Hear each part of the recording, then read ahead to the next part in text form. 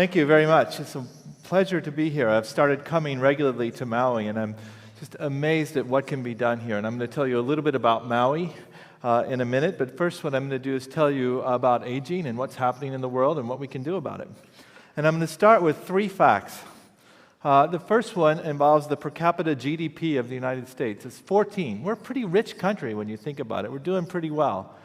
Do we care about health care? Well, the answer is clearly yes. We're number 1 in the amount of money we spend per capita on health care in this country. We spend over 2 times as much as any other country in the world. So what do we get out of this effort? Well, lifespan is one decent measure of health care. If you're only going to pick one measure, lifespan is not a bad one. Are we number 1? We're number 50. This system is completely broken. And I'm going to tell you, I'm not here to give you a lecture on healthcare. I don't have all the answers on that. What I'm going to do is tell you a little bit of the facts about why we're not good at life expectancy in this country and what we can do about it.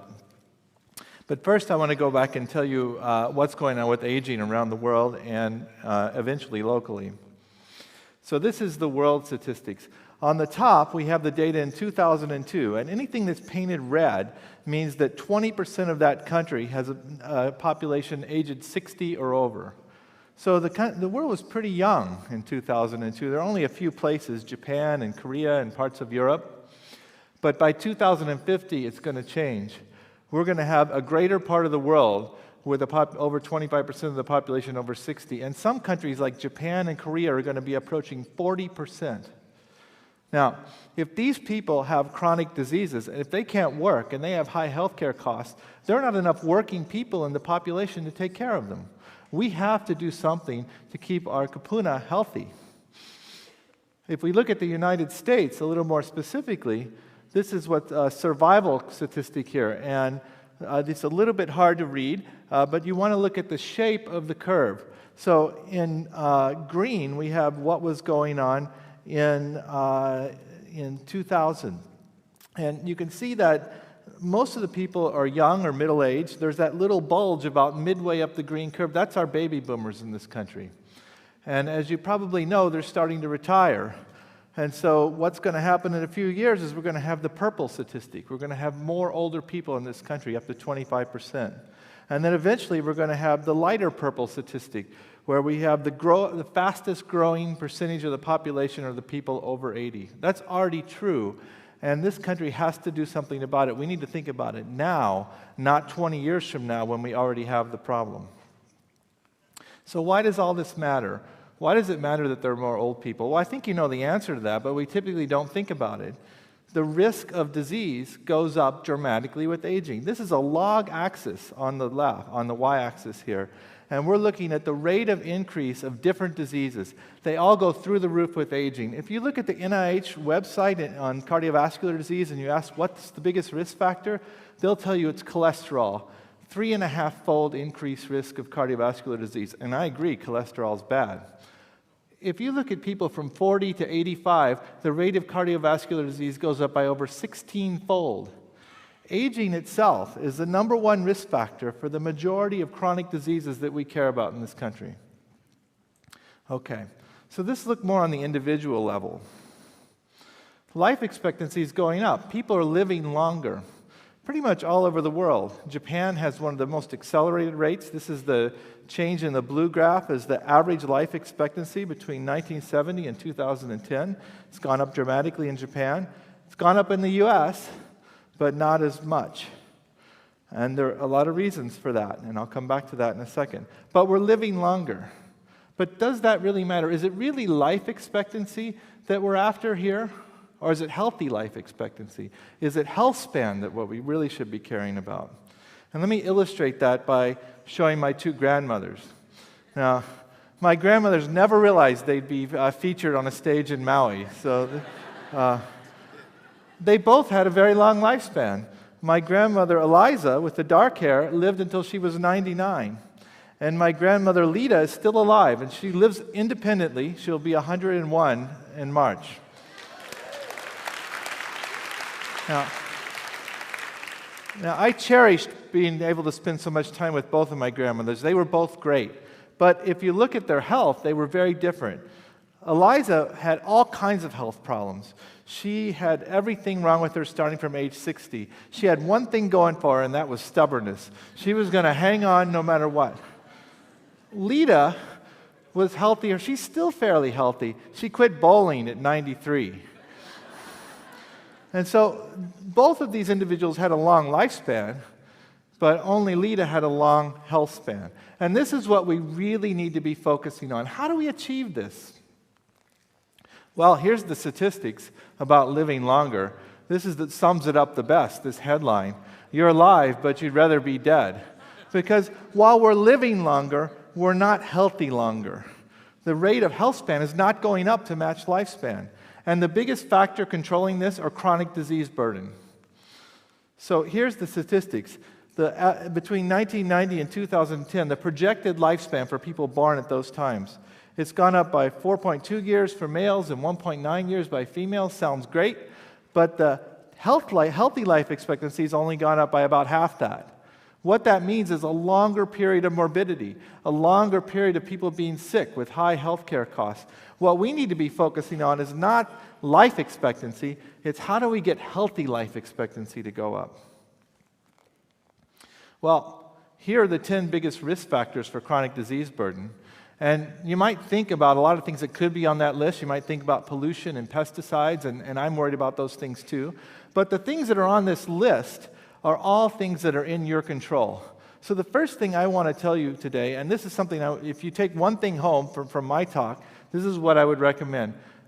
There is something every one of you can do to control your personalized aging. You can develop healthy lifestyles. And everyone tells me when I say this, oh, don't talk about that. Nobody does behavioral change. I don't believe it, especially on Maui.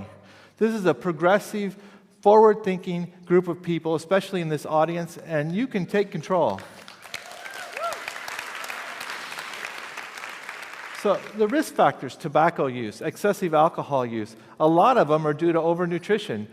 You just heard from Lauren that a third of the world is undernourished. Well, there's a third of the world that's overnourished. And a lot of them are in the United States. High body mass index, overnutrition. High plasma glucose, it's eating the wrong kinds of food. Diets low in fruits and nuts and seeds. High cholesterol. It's also physical inactivity. It's watching the basketball game instead of playing the basketball game. These are all things that are in your control. And so what happens when you take control? Well, if you look, this is the Stanford Runners study here. Okay, so they've been looking at people for over 20 years that live in Palo Alto area, and they compared runners to non-runners. These aren't all marathon runners. They average a couple miles a day. And this is the survival curve. So the bottom one is the non-runners, and about 65% of those people have died. The runners, about 85% of them are still alive, and most of them are still running. You can have an impact. We're not just saying these words. They make a big difference. So I've told you one of the things that we need to do, healthy lifestyles and prevention. And now I want to tell you about what I think is another solution that's coming down the road, and that's aging research. Now, it's what I do, I know, so I'm a little biased, but bear with me. I told you this already. Aging is the biggest risk factor for all the chronic diseases we care about in this country, or almost all of them. Type 2 diabetes, arthritis, heart disease, frailty, cataracts, Alzheimer's disease. It's aging that's the biggest risk factor. And so if you look at the way we develop drugs classically, we take this approach. We do state-of-the-art basic science. We try to figure out why things go wrong, and then we pick a disease we care about, and we try to develop drugs to fix it. So when people come in, they're sick, and we try to put them back together again. It's a little bit like the Humpty Dumpty approach. It's not that easy.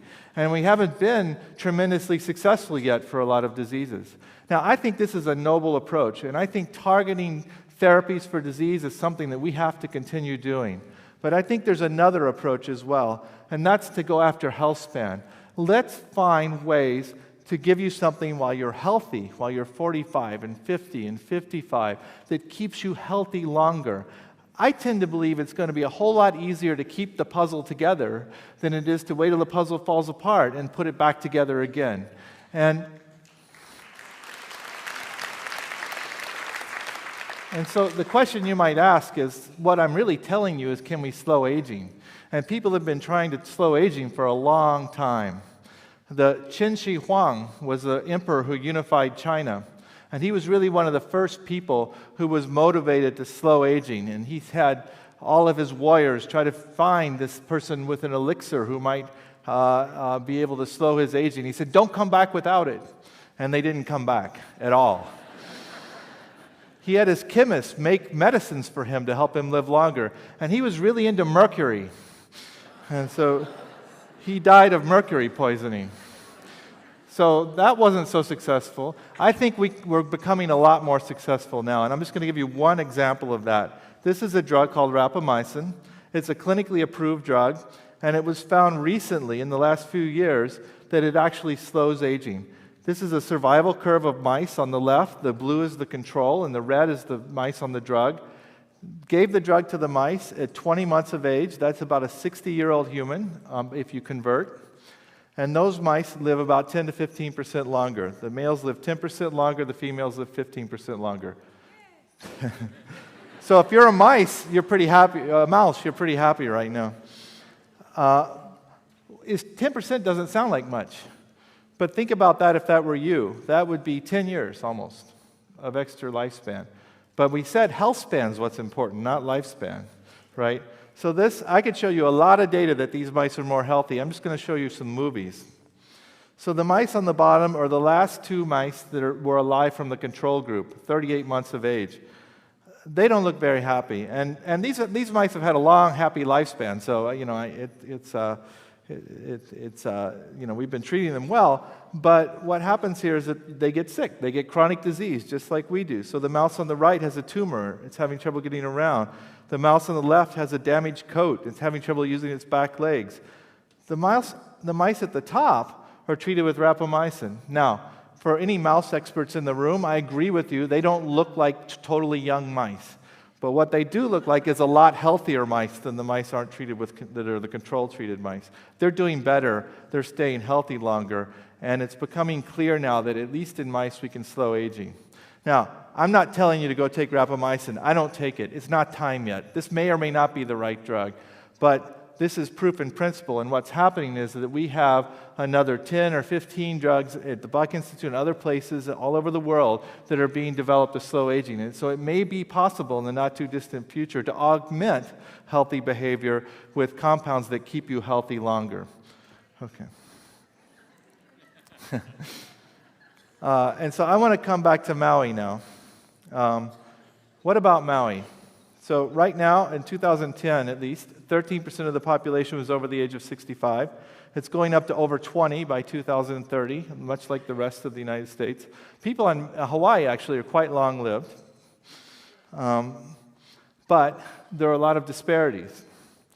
So this is life expectancy from 2004 data comparing overall Hawaii to the native Hawaiians.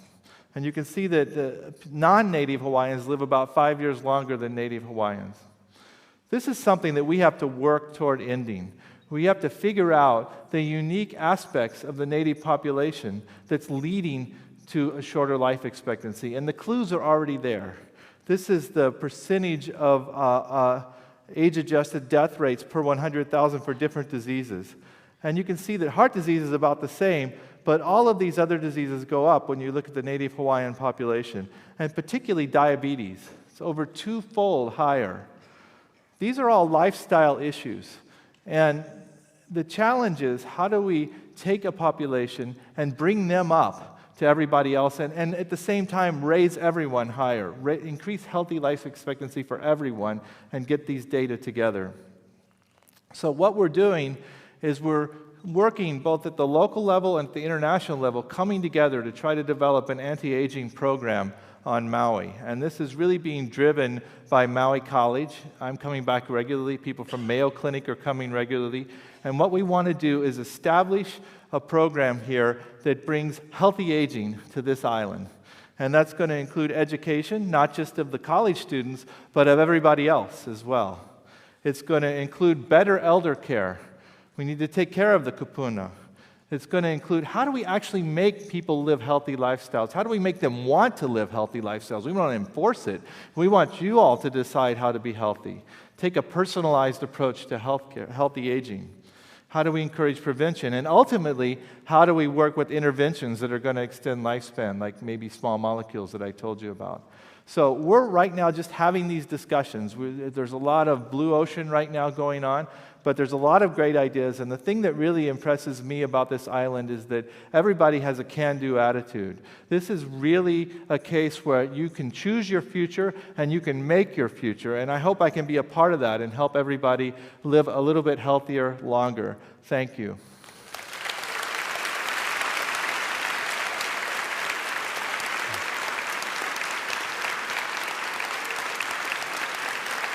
Thank you.